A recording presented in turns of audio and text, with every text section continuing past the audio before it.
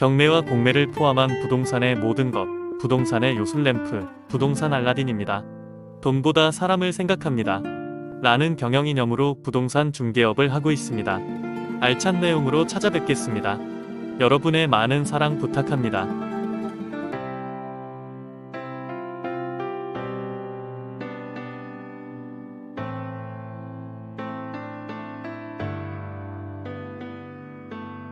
부동산 알라딘의 박만재입니다. 재개발 현장을 발로 뛰면서 여러분에게 현장 정보와 더불어 부동산 관련 법규와 정책 등을 생생히 전달하기 위해 최선을 다하고 있습니다. 오늘은 충신동에 임장차 나와 있습니다. 동대문역에서 북쪽 방향에 동대문 성곽의 좌측편에 위치한 동네입니다.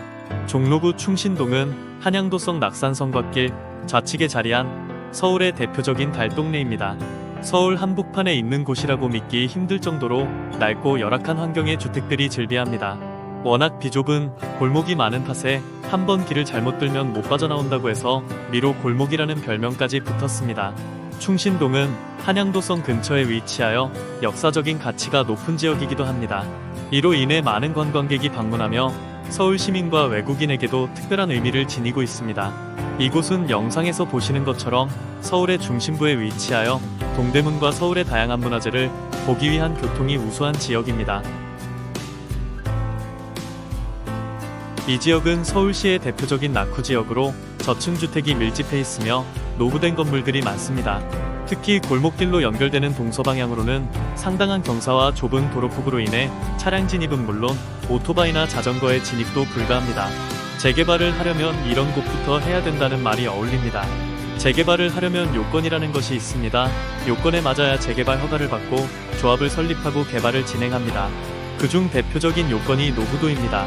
그런데 이곳 충신동은 재개발 요건을 살펴보지 않아도 현장을 보는 순간 여기가 노후도의 막판이라는 느낌을 받습니다. 이 지역은 지난 2019년부터 도시재생과 관련한 지원을 받아왔습니다. 하지만 사업 5년이 지난 지금은 재개발을 원하는 주민들의 목소리가 적지 않습니다. 서울시에서 가장 낙후됐다는 옆 동네 창신동은 차는 못 들어가도 오토바이는 상당 부분 갈 수 있는 길이 있습니다.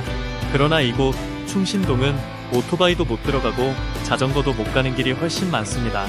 과거 박원순 서울시장 재임 시절 도시재생 사업지역으로 선정돼 주거환경 개선 작업이 이뤄진 충신 1구역의 현재 모습은 도시재생이라는 말이 무색해 보입니다. 대부분 60대 이상인 이곳 주민들이 건물 곳곳에 금이 가고 담이 무너져 있는 등 여전히 열악한 환경에서 살고 있기 때문입니다. 인근 주민들은 세금 들려 벽화칠만 하고 간간히 계단만 만들어 놓고는 무슨 도시재생이냐며 분통을 터뜨리기도 합니다.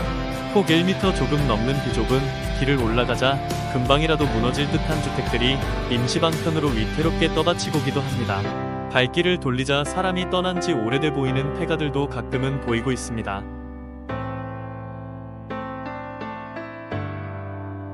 이 지역에서 사는 주민 A씨는 이 동네는 차가 못 들어와 집을 고치려면 사람이 직접 짐을 싸 들고 와야 한다며 알아서 고쳤어야 하는데 워낙 집들이 붙어있다 보니 다른 집들이 무너질까봐 수리도 제대로 못하는 상황이라고 하소연했습니다. 그러면서 이렇게 살다가 강한 태풍이나 지진이라도 나면 혹시 무너지지 않을까 걱정된다고 덧붙이기도 하였습니다. 30대 때부터 이곳에 살았다는 70대 주민 B씨도 불편함을 호소했습니다. B씨는 워낙 좁은 골목길이 많아 차는 물론 사람도 올라오기 힘든 곳이라며 그나마 있는 도로도 일방통행이 많아 불이라도 나면 대책이 없다며 하루라도 빨리 대책이 있어야 한다고 하면서 경사가 심해서 운동을 잘하고 있다고 웃으면서 이야기를 하기도 합니다. 주민들은 오래전에 난개발로 막 지어진 탓에 정화조도 제대로 갖춰지지 않은 집이 많아 오물들이 하수구로 그대로 흘러가서 여름에는 악취를 하소연하기도 합니다.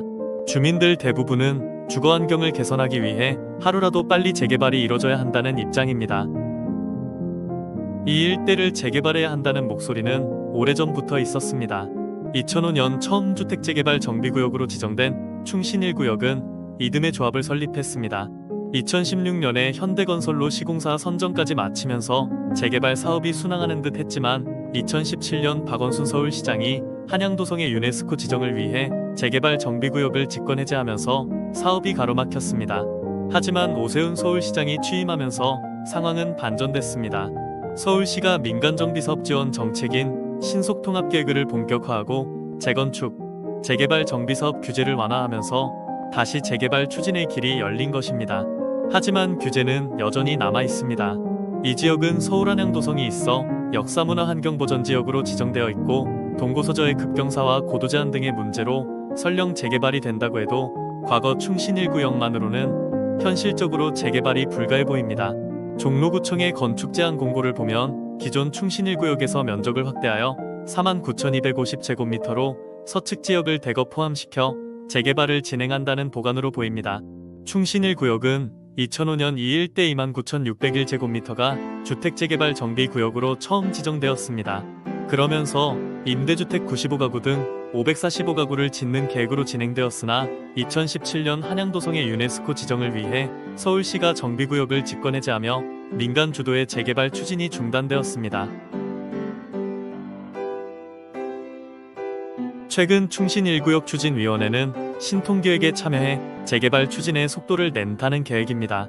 충신 1구역 재개발 추진위원회는 종로구청의 요구사항 등을 반영하여 기존 1구역뿐만 아니라 아랫동네라고 불리는 충신 2구역까지 함께 개발을 추진할 계획입니다.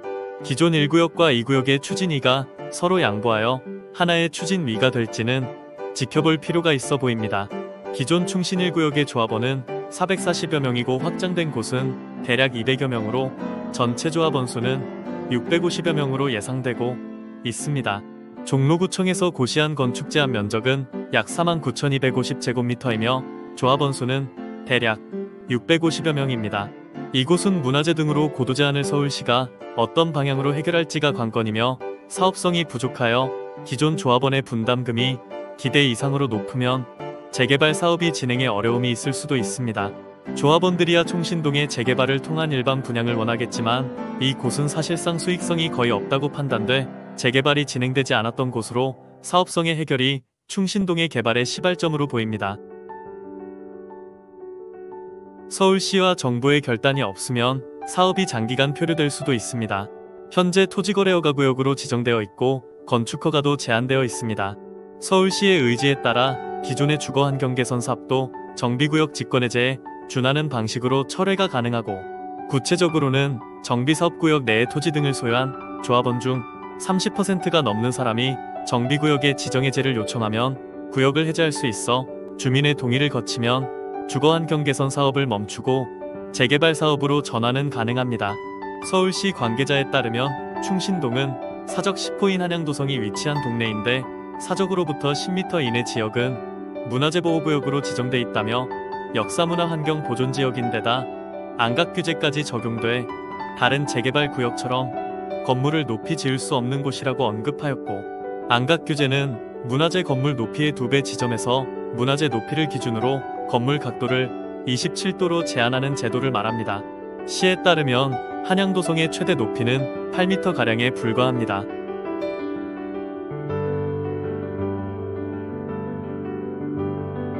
부동산 알라딘에서는 재개발 투자 분석을 통해 서울 지역의 핵심 권역에서 재개발 가능성이 높은 지역, 입지가 우수한 지역, 사업성이 뛰어난 지역을 선별해 재개발 진행 상황을 종합적으로 검토한 후 투자 가치가 있는 부동산 매물을 추천해드리고 있으며 서울 전 지역의 경매 컨설팅도 서비스하고 있습니다. 많은 이용 부탁드립니다. 오늘 영상은 여기까지입니다. 시청해주셔서 감사합니다.